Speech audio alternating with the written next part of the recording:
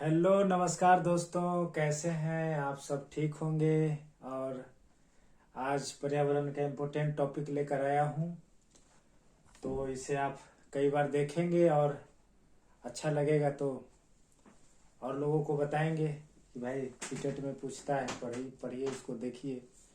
तो चलिए, लेट्स गोल में आप सबका स्वागत है। तो स्टार्ट करते हैं देरी न करते हुए। पहला सवाल आता है बॉक्साइट से। पहला है सवाल बॉक्साइट से। जो बॉक्साइट जो है एल्युमिनियम का अयस्क है। बॉक्साइट एल्युमिनियम का अयस्क है, ठीक है।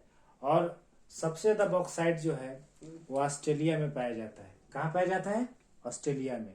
और अगर भारत में पूछ ले कि भारत के में सबसे ज्यादा बॉक्साइट किस राज्य में पाया जाता है, तो उड़ीसा में पाया जाता है पहला नंबर पर। और दूसरा नंबर पर आता है गुजरात। यानी बॉक्साइट सबसे ज्यादा उड़ीसा में पाया जाता है, दूसरा नंबर पर आता है गुजरात। तो इसको क्लियर करेंगे। भारत में बॉक्साइट में आत्मनिर्भर है। भारत बॉक्साइट में आत्मनिर्भर है। बॉक्साइट का सर्वाधिक उत्पादन उड़ीसा में होता है। यह 16 तारीख वाला सीटेट के प्रथम पाली में जो एग्जाम हुआ था उसमें यह पूछा गया था कि भारत में सबसे ज्यादा बॉक्साइट कौन सा राज्य में होता है। तो भारत में बॉक्साइट का सबसे अधिक उत्पादन जो होता है उड़ीसा में होता है। और दूसरा स्थान आता है गुजरात का। दूसरा स्थान आता है गुजरात का। तो इसे आप याद रखेंगे। दूसरा नंबर पर है यूरेनियम। दूसरा नंबर पर आता है यूरेनियम। यूरेनियम का सर्वाधिक उत्पादन झारखंड में होता है। यूरेनियम का सर्वाधिक उत्पादन झारखंड में होता है। और कोयला भी सबसे ज्यादा झारखंड में ही होता है। कोयला 4 प्रकार का होता है। सबसे अच्छा कोयला एंथ्रासाइट होता है। और सबसे बेकार कोयला जो होता है पीट कोयला होता है। पीट कोयला, जैसा कि आप लोग जानते ही होंगे। तो इसे याद रखेंगे। यूरेनियम का सर्वाधिक उत्पादन झारखंड में होता है और सबसे ज्यादा कोयला भी झारखंड में ही होता है। तो इसे याद रखेंगे। तीसरा नंबर पर आता है विश्व का सबसे बड़ा थोरियम का भंडार। विश्व का सबसे बड़ा थोरियम का भंडार केरल में है। विश्व का सबसे बड़ा थोरियम का भंडार केरल में है। विश्व में सबसे ज्यादा थोरियम का भंडार केरल में है। तो इसे आप याद रखेंगे। 4 नंबर पर आता है बिहू त्योहार। बिहू त्योहार जो है असम में मनाया जाता है। बिहू त्योहार असम में मनाया जाता है। जो आप सब जानते हैं कि असम भारत का पूर्वोत्तर राज्य है। असम भारत का पूर्वोत्तर राज्य है। और बिहू त्योहार असम में चावल की फसल कटने पर मनाया जाता है। चावल की फसल कटने पर मनाया जाता है। और अगर इससे दूसरा सवाल पूछ सकता है, बना सकता है कि बिहू नृत्य का संबंध किस राज्य से है, तो उसका संबंध भी असम से है। बिहू त्योहार पूछे या बिहू नृत्य पूछे तो यह भी चावल की फसल कटने पर मनाया जाता है। तो इसे आप याद रखेंगे। 5 नंबर में आता है बोरा और चेवा। बोरा और चेवा। बोरा और चेवा चावल के 2 प्रकार हैं। चावल के 2 प्रकार हैं। इसका संबंध असम से है। इसका संबंध असम से। बोरा और चेवा, इसे आप याद रखेंगे। बोरा और चेवा। नेक्स्ट 6 पॉइंट जो है बहुत इंपॉर्टेंट है। चूंकि इसका संबंध पहले आंध्र प्रदेश से था, अब कट के आ गया है तेलंगाना में। तो इसे आप जरूर याद करेंगे, ये पूछ सकता है।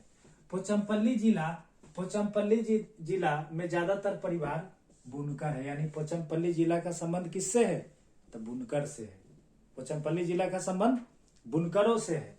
पोचमपल्ली जिला जो है वो तेलंगाना राज्य में है। तेलंगाना राज्य से रिलेटेड है। तेलंगाना राज्य से संबंधित है। जैसा कि आप सब जानते हैं कि तेलंगाना राज्य का गठन 2 जून 2014 को किया गया है।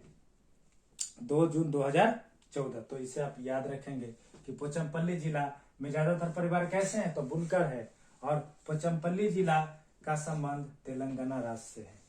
और 7 नंबर पे आता है मलयालम। मलयालम में चिटप्पन चाचा को, यानी अपने यहाँ चाचा बोलते हैं और मलयालम में इसको बोला जाएगा चिटप्पन।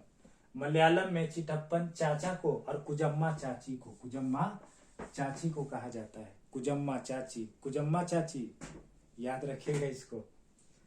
8 नंबर आता है भारत में लौह अयस्क का सर्वाधिक उत्पादन सबसे ज्यादा लोहा का उत्पादन जो है कर्नाटका में होता है। दूसरा नंबर पर आता है छत्तीसगढ़ और तीसरा नंबर पर आता है उड़ीसा। तीसरा नंबर पर आता है उड़ीसा। यानी फिर से इसको रिकॉल करेंगे, लौह अयस्क का सर्वाधिक उत्पादन सबसे ज्यादा कर्नाटका में होता है, दूसरा स्थान छत्तीसगढ़ का आता है और तीसरा स्थान उड़ीसा का आता है। और जैसा कि आप कर्नाटका के बारे में जानते हैं कि कर्नाटका में सबसे ज्यादा सोना का उत्पादन होता है, लगभग 98%। तो 9 नंबर को देखेंगे अब। कहवा का जन्म स्थान ब्राजील को माना जाता है। कहवा का जन्म स्थान ब्राजील को माना जाता है। जैसा कि पिछले वीडियो अगर आप देखे होंगे तो उसमें मैंने आपको बताया था कि जम्मू कश्मीर में चाय को कहवा बोला जाता है। जम्मू कश्मीर में चाय को कहवा बोला जाता है और वहाँ जो चाय बनता है उसमें बादाम डालकर बनाया जाता है। तो इसे पिछला वीडियो अगर नहीं देखे हैं तो उसको देख लेंगे। और नेक्स्ट है जैसे पूछा जाएगा कि जड़ कौन है, तना कौन है, तो इसमें बहुत सारा कंफ्यूजन क्रिएट हो जाता है। तो इसमें एक ट्रिक है, इसको आप अगर एक सिनेमा देखे होंगे आप सलमान खान का, उस सिनेमा का नाम है हद कर दी आपने। तो मैंने तना का ट्रिक लाया है, तना का ट्रिक बनाया है। हद कर दी आपने। ह से हो जाएगा हल्दी, क से हो जाएगा केसर, क से हो जाएगा केसर, दी से हो जाएगा अदरक, और आ से हो जाएगा आलू और प से हो जाएगा प्याज। यानी हल्दी, केसर, अदरक, आलू, प्याज, ये सब क्या है?